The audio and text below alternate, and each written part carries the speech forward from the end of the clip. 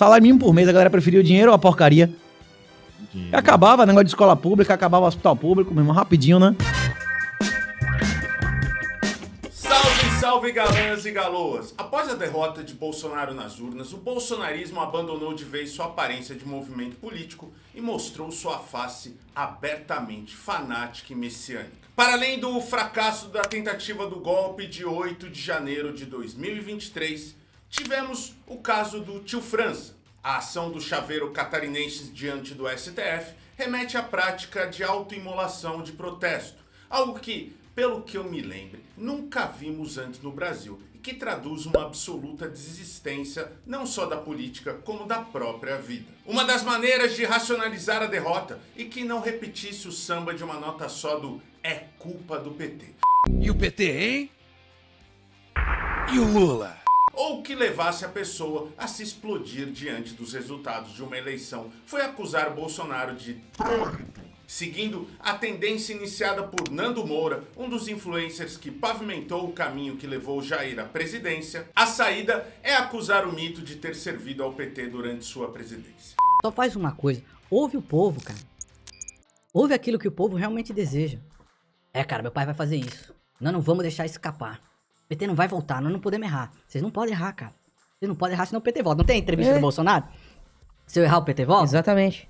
É isso. Nunca duvide na capacidade da direita em dobrar a aposta. Mais recentemente, o choque pós-traumático que surgiu da vitória de Lula tem sido resolvido com uma série de ideias de extrema-direita disseminadas, em especial pelo perito criminal da Bahia, Renato Amoedo, o famoso Renato 38. Se antes o bolsonarismo se vendia como um movimento político contra o status quo, o anarcocapitalismo messiânico cristão de 38 mistura economia, negação absoluta da política e pânico apocalíptico. Para ele, não existe política ou sociedade, e sim uma guerra espiritual estritamente individual.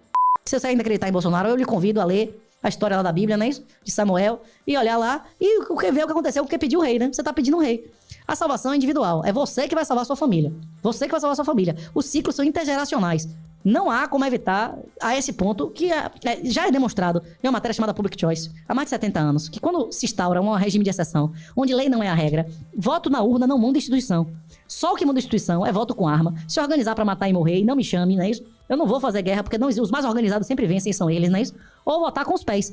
Tirar o país do seu dinheiro ou tirar seu dinheiro do país. Se antes Bolsonaro defendeu que apenas matando 30 mil o Brasil daria certo, Renato defende a impossibilidade absoluta da vida em sociedade nos termos atuais, em qualquer circunstância. Essa estranha mistura entre religião, crítica às moedas fiduciárias e ao estado de bem-estar social parte da crença que os programas estatais e direitos sociais são insustentáveis, em especial a aposentadoria. Você acredita que a nossa geração, né, não vai ter direito à aposentadoria? Você acha que isso é uma... Não, você vai ter direito e você vai receber milhões. Você vai receber milhões. Lembra quantos cruzeiros são real? 2 milhões, 750 mil. Vale R$1. Isso, e essa a moeda de aço, igual, era da mesma quantidade de aço, do mesmo tamanho, a moeda de aço de 97, em 94, né, isso em 6 anos e pouco, desvalorizou 2 milhões e 750 mil vezes. Isso vai voltar a acontecer, aí você vai receber milhões, todo mundo vai receber milhões, não é isso? E que no futuro viveremos entre o totalitarismo absoluto e uma liberdade extrema para possuidores de Bitcoin. Eu acredito que quem tiver bitcoins inteiros dentro de 5, 10 anos vai ter coleção de passaporte e dentro de 20, 30 anos vai ser soberano. E quem não tiver nesse movimento, quem ignorar o bitcoin nos próximos anos, vai acontecer o que o Isaac Asimov previa no Digital Divide. O Isaac Asimov é um gênio, né? O cara que inclusive concebeu várias coisas que existem hoje. Ele concluía, ele não sabia qual era a tecnologia, mas que havia uma tecnologia que quem não adotasse imediatamente na geração seguinte ia ser miserável indefinidamente. Em função da queda da natalidade global, a previdência social seria um esquema de pirâmide rumo ao colapso. Diante desse apocalipse que nos aguarda, mesmo os cursos de nível superior serão inúteis, pois a única educação que vai interessar é a capacidade de cada um produzir e preservar riqueza fora dos olhos do Estado. Se eu tivesse hoje 20 anos, eu não faria faculdade. Hoje no mundo a educação real é absolutamente oposta à instrução real. Esses diplomas não vão valer nada daqui a 10 anos, esqueça isso. Eu, se tivesse 20 anos, eu ia procurar migrar para algum lugar que eu conseguisse ter um ganho relevante, aprender os idiomas e poupar. Eu ia buscar ganhar dinheiro, velho. Ganhar dinheiro, dirigir Uber. Depende muito de vocação. A raiz desse colapso eminente é que vivemos em uma democracia no qual qualquer um vota. O grande problema da democracia, e o problema é que, inclusive, todos os sistemas doentios, a Europa Oriental, a Coreia do Norte se chamavam de democracias por isso. Democracia é onde qualquer um vota, não é isso? E república é onde quem contribui vota. Por isso que esse pessoal da esquerda quer que criança vote. O cara para ter uma arma é 25, agora para votar é 16, não é isso? Ele quer. O ideal era que o cara para votar tinha que ter mais requisito do que para ter uma arma, bicho. O cara tinha que ter comprovante de residência, comprovante de renda, não é isso? O cara na cadeia não era para votar. Pois é, eles querem um sistema em que a maioria das pessoas que votam não contribui em nada. O que 38ão propala é uma volta à república censitária, no qual apenas proprietários votavam. Ora, 38ão apenas é mais um lacaio das elites que sempre dominaram o cenário político nacional. É sempre assim. Quanto mais a direita se diz antissistema, mais ela propala o próprio sistema que diz ser inimiga. Como diria o professor Paulo Arantes, abre aspas, o conflito básico brasileiro é proprietário e não proprietários. E quando o proprietário se sente ameaçado, ele barbariza. Renato, com seus papos que misturam o livro do Samuel com Hayek, é só mais um jagunço ideológico dos donos do poder no país. Mas 38ão, como filhote do contexto do pós-bolsonarismo, vai além da mensagem apocalíptica e também divulga um caminho de salvação que, por incrível que pareça, é o Bitcoin. Ok, pode gargalhar agora, mas estamos no país de Henri Cristo e da Sara Shiva. Então esse tipo de doidinho de bairro não deveria mais nos surpreender, não é mesmo? Como seria essa salvação individual via Bitcoin? Pois bem, como a política é satânica e o Estado também é uma ferramenta de Satanás, Todos os estados, todas as organizações que nós chamamos de hoje de Estado, elas são organizações que iniciam violências contra inocentes. Elas são satânicas. O Estado é uma organização satânica. O diabo ofereceu os governos a Jesus no deserto, não é isso? Ofereceu os principados. Os estados mandaram matar bebês inocentes no Novo e no Antigo Testamento.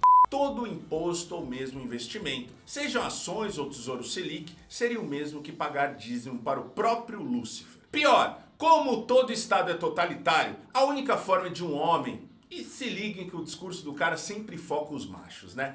É desinvestir.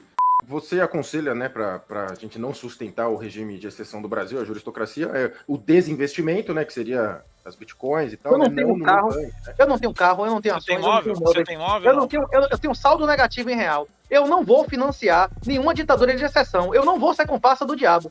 Se o Bitcoin deixar de existir, não tem problema nenhum. Eu fiz o que eu tinha que fazer. É imperativo moral. Pois toda moeda controlada pelo Estado sempre vai perder valor com o passar do tempo. Você acha, por exemplo, que o governo deveria controlar a educação? Você acha que o governo quer que seu filho seja independente, rico e inteligente, ou ele que seja burro, pobre e dependente? Claro, sim. O governo controla a educação porque ele controla a moeda. Porque senão ele ia se limitar às coisas ao que ele tivesse capacidade de tributar, não é isso ou não? A saída? Produza riqueza e transforme isso em Bitcoin, que você estará livre de herança para filhos, divórcios e do Xandão. Tem vídeo, inclusive, de 99, do Milton Friedman. O Milton Friedman dizendo que quem resolvesse o problema do gasto duplo resolveria o problema do dinheiro da internet. E a consequência disso seria a destruição de poderes do Estado. Outra saída seria a destruição de todos os serviços públicos, todos mesmos, e fim de direitos políticos, em especial do voto, em troca da instituição de uma renda mínima universal. Inclusive, a renda mínima universal, se você desse o salário mínimo para todo mundo que renunciasse a SUS, a direitos sociais e políticos, o cara não poder abrir a boca para falar de política, não votar e não pisar mais no SUS na escola pública, um salário mínimo por cabeça. O cara ia preferir isso ou SUS e de escola pública. Beleza, me dê meu dinheiro, eu pago a escola de meu filho, eu vou escolher a escola ou médico de meu filho, eu vou escolher a educação de meu filho, não é isso que as pessoas iam preferir? Percebam que, após a porta aberta pelo Jair, a mistura entre religião, política e economia se tornou inevitável para a direita. Quem planta aliança com pastores agora colhe uma poderosa e corrosiva antipolítica de fato. O papo sobre liberdade era apenas a permanência de preconceitos milenares. Para ele, vale o dito em briga de marido e mulher não se mete a colher. E todos os direitos das mulheres e crianças são apenas ferramentas para que os políticos dominem cada vez mais as sociedades. Mulher que não tem pai e mulher que não tem irmão homem, elas estão mais vulneráveis, sim ou não? Isso é um fato, não é? Ou não? Pode ser. Pessoas que não têm famílias sólidas Pode e numeradas, pessoas que não têm famílias sólidas e numerosas, elas são vulneráveis e elas precisam do Estado. Eles são escravos pela própria natureza. E as famílias, a destruição das famílias é necessária para o aumento do poder dos políticos, não é isso? Isso também é uma verdade lógica, não é uma opinião, né? E em função disso, os homens, sempre eles, dominados pela esquerda, são mulheres. E mulheres têm mentalidade de crianças mimadas.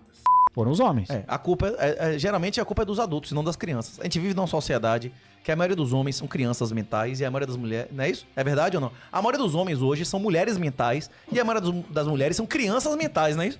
Fazendo o papel de um tipo de Morpheus baiano, Renato 38 populariza e radicaliza o discurso de ódio dos Red Pills. Sabe uma das consequências disso?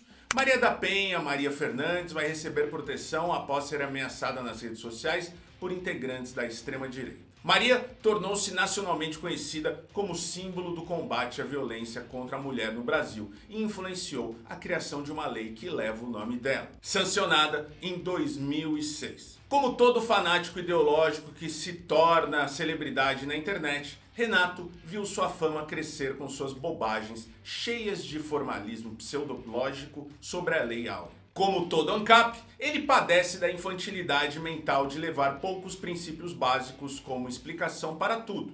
É uma espécie de mistura de mentalidade infantil e mimada com uma soberba que só pessoas aduladas e criadas na internet são capazes. No fim das contas, a tosca argumentação apresentada nessa polêmica apenas reproduz a defesa dos proprietários de escravos do século XIX. A gente avisava. Essa nova direita nunca foi apenas conservadora ou liberal. Ela sempre foi reacionária e fanática. Muitos vão atacar a Galãs e meter o recorrente: "Ah, mas vocês estão dando palco pra maluco. Foi assim que o Bolsonaro ganhou a presidência." Em primeiro lugar, eu acho difícil um cara que apareceu nos maiores mesacasts do país precisar da Galãs Feios para ganhar mais fãs, não é mesmo? Vocês acham, conhecendo o nosso público, que ele vai escutar tudo que eu falei até agora e pensar: Veja bem, não é que esse Renato tá certo? improvável, né? Outra questão é que o bolsonarismo e o olavismo provou que o maluco de internet de hoje pode virar até mesmo ministro. Casos não faltam. Tivemos 2 olavetes doentes virando importantes ministros como Ernesto Araújo e Weintraub. Quem diria que o astrólogo louco que debatia com Constantino em comunidade do Orkut conseguiria isso, né? Tivemos até ministro anarcocapitalista, o Adolfo Saxida. E por fim, com smartphones, zap, redes sociais, as ideias mais absurdas da internet, ainda mais as da direita, tão plenas do mais puro suco do senso comum, acabam chegando nas pessoas comuns também. Nos idos de 2006, nosso roteirista, Deusdedit Galestani, durante o governo Temer, escutou em uma loja da 25 de março um lojista falando que a vacinação contra a gripe para idosos era uma ferramenta da reforma da Previdência para matar os mais velhos via vacina. Ainda no último fim de semana, ele escutou de um jovem motorista de firma em uma piscina nas imediações do Salto do Corumbá, no Goiás, toda a ladainha do 38 sobre o fim da aposentadoria, salvação individual e Bitcoin. Agora, se para a esquerda sobrou um estatismo compulsivo que acha que tudo se resolve com mais leis e mais programas federais e que ignora o próprio povo, ou um governismo chapa branca que trata toda a crítica ao governo como sectarismo similar ao bolsonarismo, sinto dizer que estamos muito, mas muito.